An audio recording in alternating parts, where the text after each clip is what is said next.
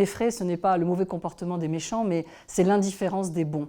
Et sans doute l'indifférence est un des obstacles majeurs aujourd'hui à davantage de fraternité.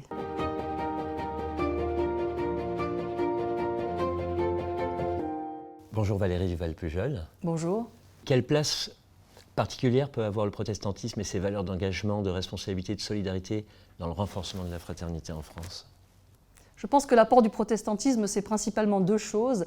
D'abord la fraternité, non pas seulement envers ceux qui me ressemblent, la fratrie, mais non, la fraternité humaine, puisque, d'après les textes bibliques, tous les êtres humains sont à l'image de Dieu. Donc la fraternité, c'est une exigence envers l'ensemble de l'humanité et pas seulement celui qui me ressemble. Et puis, le deuxième apport du protestantisme, c'est que la fraternité, c'est aussi la sororité, c'est-à-dire que ce sont aussi les femmes qui peuvent être des actrices de changement. Comment peut-on lier le sujet de la fraternité et celui de la lutte contre les violences sexistes et sexuelles ? Il y a un lien très fort entre la fraternité et ce combat des violences sexuelles. C'est que la fraternité, c'est aussi l'attention envers les plus vulnérables. Et aujourd'hui, parmi les plus vulnérables de notre société, il y a toutes les victimes de violences, en particulier intrafamiliales. Je pense à ces victimes de viol toutes les 3 minutes dans notre pays. Je pense à ces féminicides tous les 2 jours, ces 200 000 femmes dans notre pays victimes de violences conjugales.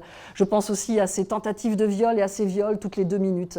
Et donc ces violences, elles sont là. C'est l'éléphant au milieu de la pièce dont nous devons maintenant aujourd'hui parler. Et en effet, nous avons une responsabilité aussi à l'égard de ce sujet-là. Quel rôle spécifique le protestantisme joue-t-il dans ce combat ? Dans ce combat, le protestantisme a un rôle majeur à jouer, d'abord parce que les protestants, les protestantes sont des citoyens et donc déjà un engagement dans la société pour soutenir toutes les associations, toutes les initiatives qui luttent contre les violences sexuelles, les violences conjugales, l'inceste, les violences intrafamiliales et du coup, de faire connaître le numéro d'urgence, le 3919, donc d'être citoyen à part entière. Et puis aussi des initiatives au sein de notre protestantisme, de nos églises, de nos œuvres, de nos mouvements, parce qu'il y a aussi des victimes dans nos institutions. Et donc là, le protestantisme a un rôle majeur à jouer. C'est évidemment la ligne d'écoute que nous allons lancer avec la Fédération protestante de France. C'est un protocole. Qu'est-ce qu'on fait quand une plainte est déposée contre un pasteur ? C'est un code de déontologie de la fonction pastorale,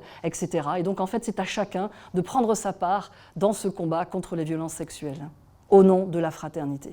Comment faire en sorte que la fraternité dans la lutte contre les violences sexuelles et les abus spirituels ne se limitent pas à des discussions théoriques, mais qu'elles se traduisent par des actions concrètes dans la société ? La fraternité, ce n'est pas seulement ce mot apposé sur les frontons de nos mairies, mais c'est au quotidien, ça s'incarne, c'est des mesures très concrètes. La fraternité, en ce qui concerne la lutte contre les violences sexuelles, c'est la fin de l'impunité. C'est la mise en œuvre des mesures de la Civis, la commission sur l'inceste, avec toutes les mesures proposées par le juge Durand.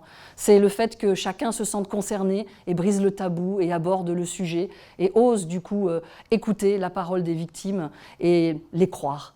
Donc la fraternité, c'est quelque chose de très concret. Il faut savoir que le coût du déni des violences sexuelles dans notre pays, c'est 9 milliards d'euros par an. À l'époque où notre Assemblée nationale se pose beaucoup de questions sur le budget, ça devrait tous nous faire réfléchir. Évidemment, on n'a pas une calculette à la place du cœur, mais on voit que quand même, il y a un enjeu majeur aussi de société. Il y a l'écoute des victimes, mais il y a aussi sociétalement tout ce que ça nous coûte. Et on devrait aussi, du coup, prendre les mesures qu'il faut pour que cesse ce fléau. Merci Valérie Duval-Pujol pour ce témoignage de lutte contre les violences sexuelles et spirituelles au nom de la fraternité. Merci beaucoup.